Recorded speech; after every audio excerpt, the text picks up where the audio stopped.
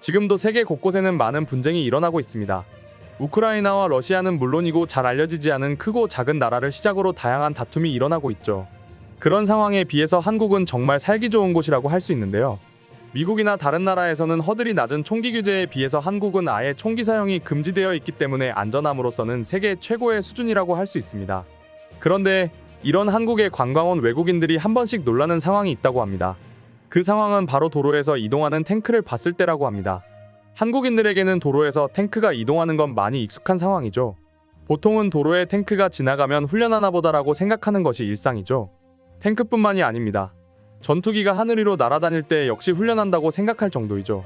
그 외에 우스갯소리로 인터넷이 끊기거나 전화가 안 되면 전쟁 났나 보다라고 생각할 정도로 의연해져 있는 한국인을 볼 수 있습니다. 그만큼 군대 훈련은 한국의 민간인들에게도 익숙한 상황이죠. 거의 모든 한국 남자들은 국방의 의무로 인해 군사훈련 상황이 아주 익숙합니다. 심지어는 총기 사용 역시도 기본으로 갖추고 있을 정도이며 서울 도심에서 전차 훈련 할 줄 아는 사람을 찾을 때는 남자 5명 중 1명이 전차 운용을 할 수 있을 정도인데요. 그렇기에 언제든지 전쟁 상황에 대비되어 있는 한국인과 그들의 생각이 신기하게 보일 수밖에 없습니다.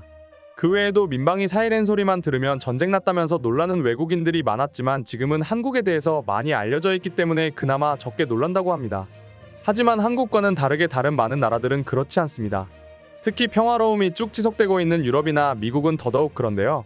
최근 러시아와 우크라이나를 제외하고는 거의 모든 유럽 국가는 안전함에 익숙해져 있으며 그렇기 때문에 만약 TV나 게임에서나 보던 탱크나 전투기가 실생활에 나타난다면 바로 전쟁이라고 생각될 정도이죠. 물론 다른 나라에서도 민간인이 탱크나 전투기를 볼 수 있는 상황은 있습니다만 그건 특별한 행사 외에는 거의 없다고 볼 수 있습니다.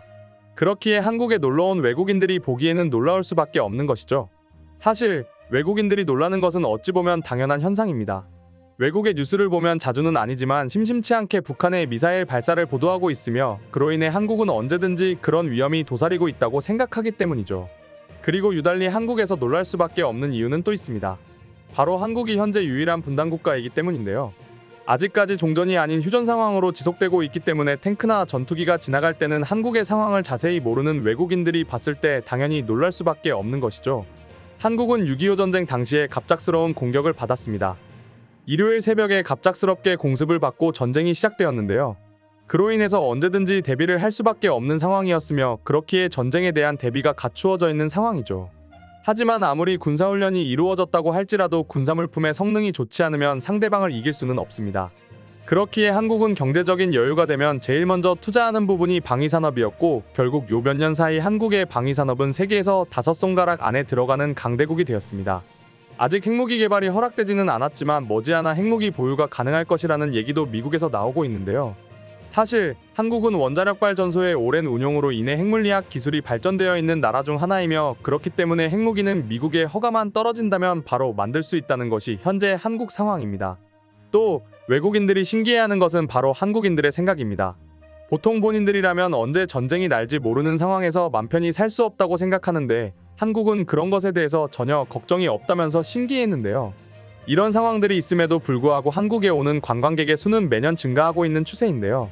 한국에 대한 관심이 많은 만큼 한국의 역사에 대해서도 이제 해외에서도 상식으로 여겨지면서 많이 알고 있는 상황입니다.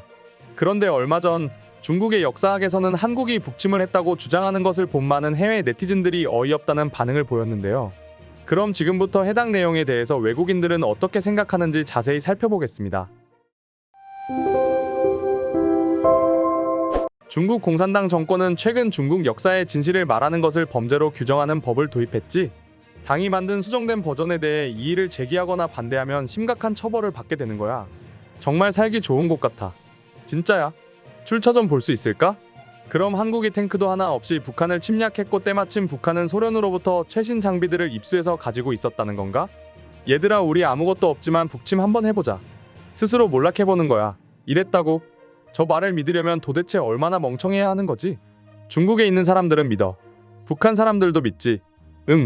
내가 얘기해줄 수 있는 건 일반적인 중국인들은 자기들 역사를 제외하고 다른 역사에 대해서는 전혀 모르기 때문에 그 당시에 누가 무기를 갖추고 있었는지, 누가 누구를 지원하고 있었는지 그런 거 잘 모르지?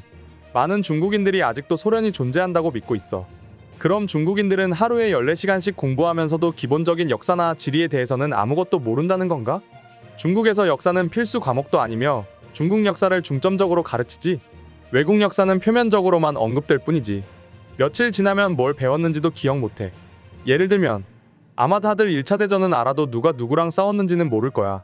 하지만 모두가 진실을 알고 있지. 중국인들 빼고 모두가 진실을 알고 있다고? 그렇게 생각하지 마. 세상엔 감수성 예민하고 순진한 젊은이들이 많아. 고등학생들 가르치면서 한 가지 배운 게 있지. 어린 친구들은 온갖 출처로부터 잘못된 정보들을 얻곤 해. 맞아. 심지어 교육을 잘 받은 사람조차 한국 정부가 일본을 초대해서 통치해달라고 했다고 말했어. 그게 바로 일본이 젊은 학생들에게 가르치고 있는 내용이고 학생들은 그 말을 믿고 있지. 중국은 지금 자기들에게 유리하도록 역사를 다시 쓰려고 애쓰고 있지만 진실을 알리는 인터넷 정보들이 과연 어떤 효과를 보여줄지 지켜보면 알 거야. 100% 사실은 아닌 것 같아. 사람들은 일본 학생들이 제국주의 교과서에 세뇌되고 있다고 생각하지만 그 교과서들은 그저 유통되고 있는 교과서들 중 일부일 뿐이지. 그렇다고 해도 피해받는 건 마찬가지지. 배웠어야 했는데 못 배운 것들이 너무나 많아. 문제는 단순히 일본이나 중국에 있는 게 아니지. 난 제주에서 발생한 학살 사건에 대해 전혀 몰랐지. 1921년 털사 인종학살에 대해서도 배운 적이 없어. 난 성소수자야. 학교 다닐 때도 수많은 성소수자 영웅들에 대해 단 한 번도 배운 적이 없지. 내가 더 나은 미래를 꿈꾸고 희망을 가질 수 있도록 해줄 그 사람들에 대해 단 한 번도 배우지 못했어. 이런 것들도 몰랐는데 내가 모르는 비극들은 얼마나 더 많을까 생각해보자. 저번에 레딧에서 한국이 먼저 북한을 공격했다고 계속 주장하던 유럽계 북한인 한 명이 생각나네. 참 재밌어.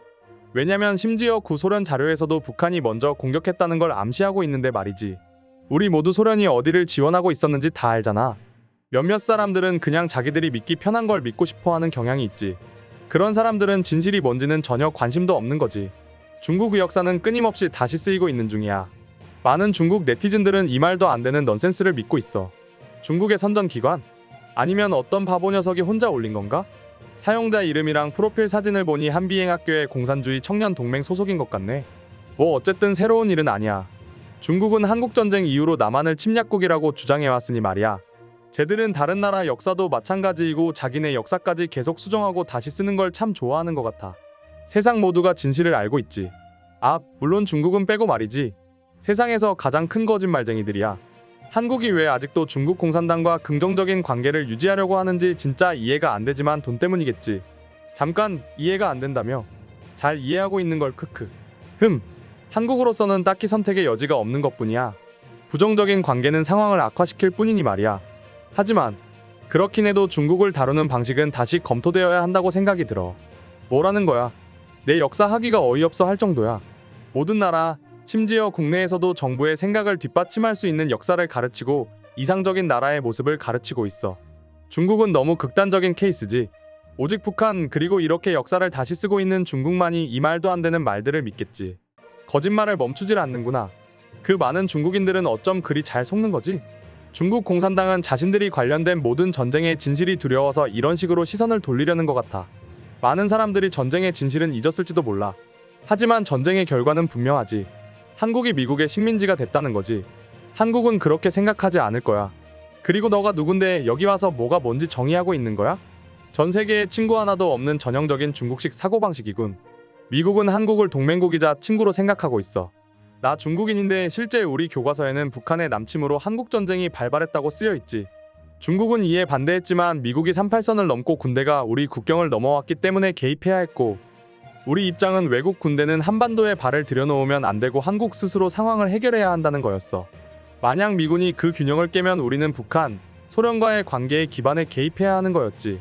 네네, 그러시겠죠. 역사는 사실이 아니라 관점이야. 진실이 뭔지 모르기 때문에 더 무서운 거지. 이상으로 중국 역사학에 대한 외국인들의 반응 소개해드렸습니다. 영상 끝까지 시청해주셔서 감사드리며 구독과 좋아요는 영상 제작에 큰 힘이 됩니다.